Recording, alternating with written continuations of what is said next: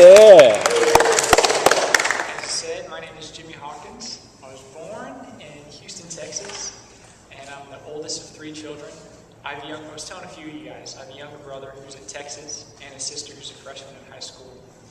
My family, I grew up Catholic, but I wasn't involved in the church as a lot of you guys are. We grew up, and if we had and it was really random because I wasn't really that involved, and priesthood had never popped up in my head before like that at all. So one day I went to Mass with my family, and after communion I prayed, God, are you calling me to the priesthood?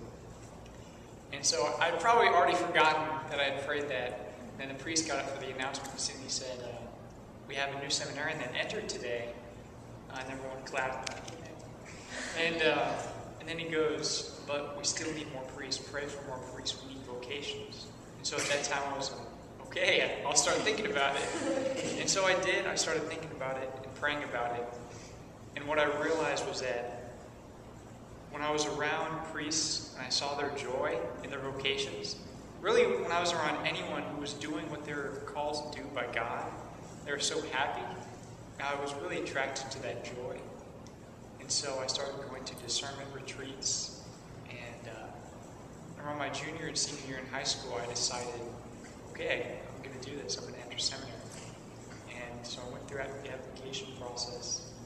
And my family was very supportive through the whole thing. And really, what's been driving me spiritually since then is to look at the inspiration of the saints. And Catherine of Siena has a quote that I love, but I always forget. Maybe you guys can tell me a specific quote later, but it goes something like, if you're doing what the Lord has called you to do, you're going to set the world on fire. And it's so true, because if you're doing, our vocations are what is implanted in our soul before we're born.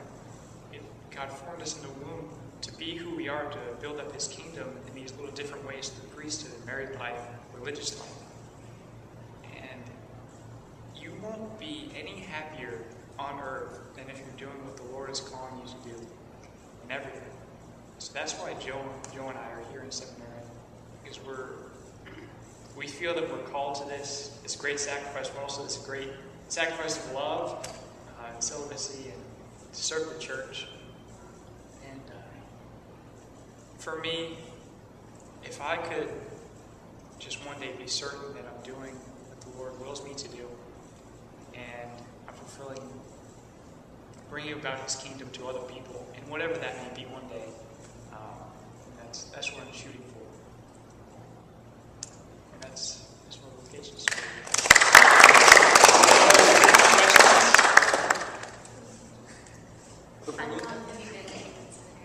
I've been in 2 years. This is beginning of my second year. So 1 year, really.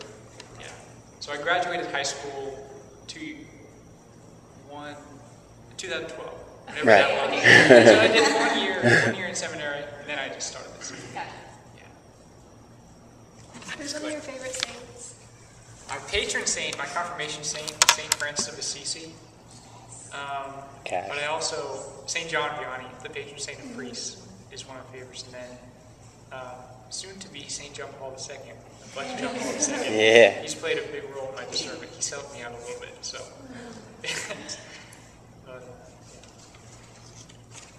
any more? So what are some saints or holy people that have really served as motivation or inspired you along the way?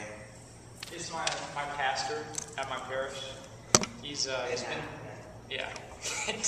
And just his example, and gosh, he's such a great priest, because he gives his life.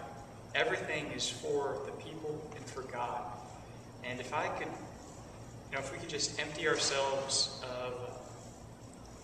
of all those things that hold us back, and really those fears that hold us back are just lack of trust of God. And but he, to me, he shows me how to be a good Catholic, a good Christian, and a good servant of God, because he gives up his life every day. And he's also really funny, but I mean, he's a great priest. He's a really good example in my life.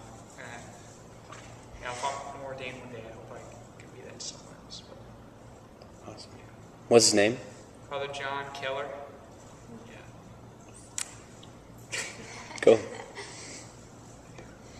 Is there anybody else? Anybody else? My grandfather. He actually lived up in Plano. Do you guys know where that is? Yeah. Yes. Over there in Dallas. He thought about the priesthood when he was a kid. He was a Knight of Columbus. He was diagnosed with cancer, and that's right before he joined the Knights of Columbus. And just seeing him go through that, and really all the basic. Said he would live 6 months, and he lived 2 years, and to see that whole time how he was wearing away, but he kept going and really dying to himself and living for God, and bringing joy to others, nurturing the sheep instead of nurturing himself. I thought that's a good experience. Mm-hmm. Last call. Okay. All right.